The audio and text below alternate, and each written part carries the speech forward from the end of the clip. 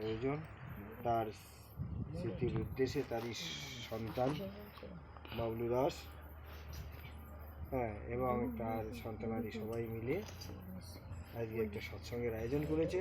আমরা এই সন্ধ্যাকালীন সৎসঙ্গে উপস্থিত হতে পেরে আমাদের জীবনটাকে ধন্য বলে মনে করছি। পরমদয়াল শ্রী ঠাকুর যেখানে সৎসঙ্গ হয় সেখানে তিনি থাকেন, উপস্থিত থাকেন। আজকে তারই স্মরণে তিনি তো খুব ভালো সৎসঙ্গ করতেন। এই যে আজকে সৎসঙ্গ করার জন্য এই খোল বাজানো লোক পাওয়া যায়, খোল বাজাতে ভালো পারতেন সত্যি। তাহলে যাই হোক, আমরা চাইব যে প্রত্যেক বাড়িতে, সৎসঙ্গ বাড়িতে প্রত্যেকেই যেন ঠিক মতো ভাবে ঠাকুরকে মাথায় নিয়ে চলে। আজকে ঠাকুর বাড়ি যে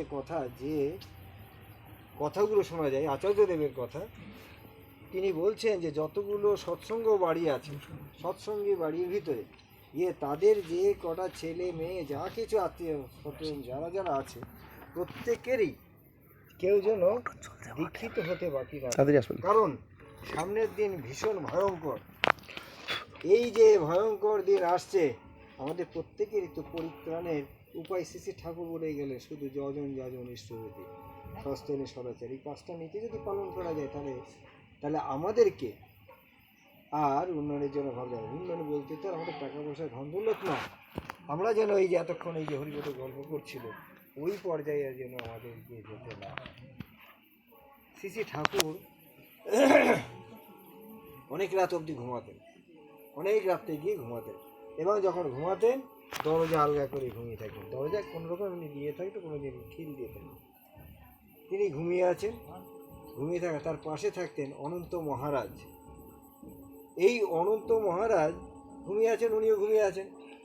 হঠাৎ অনেক রাত্রে উঠে দেখছেন যে কান্নার শব্দ। কে কাঁদছে? এদিক ওদিক না তাকিয়ে দেখে যে কেউ নেই। দেখছে যে ঠাকুর হাওয়াও করে কাঁদছে, আর 2 চোখ দিয়ে জল বয়ে যাচ্ছে, দিয়ে জল ধরে যাচ্ছে। তখন অনন্ত মহারাজ জিজ্ঞেস করছে, ঠাকুর আপনি যদি কাঁদেন তাহলে আমাদের উপায় কী হবে? কি করব বলুন? আমি কি করতে এলাম আর কি করে গেলাম, আর আপনারাই বা কী করলেন?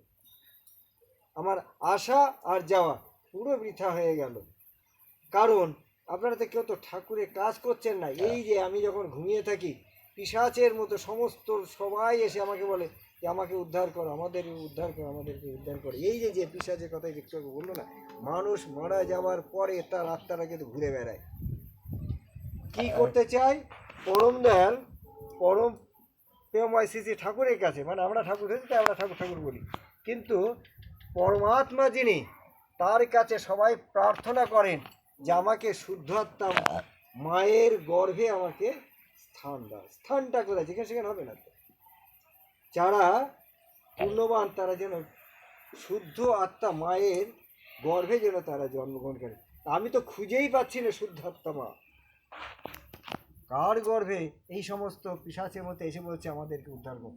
আমি তো এদের জ্বালায় আমার সারা রাত ঘুমই হয় না।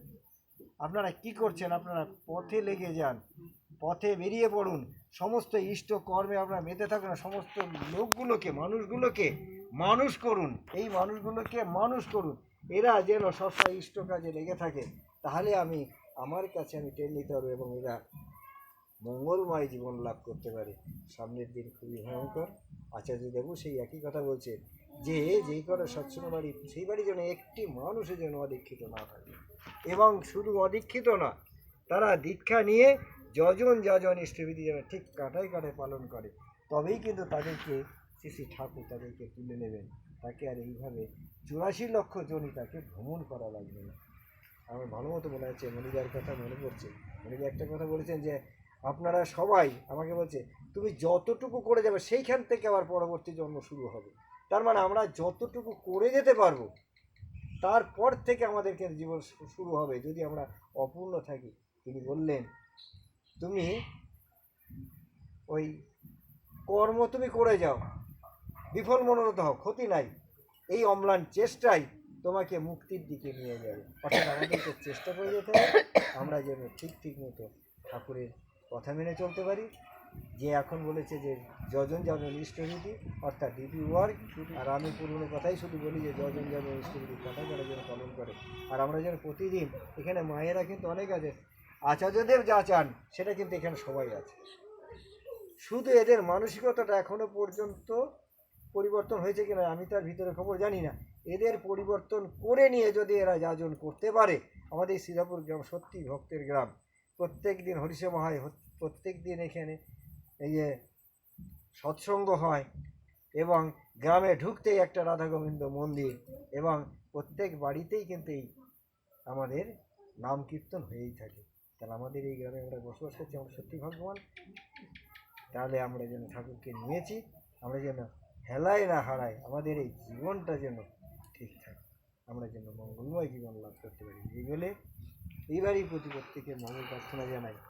বাবলু, তার ছেলে, বৌমা, সবাইকে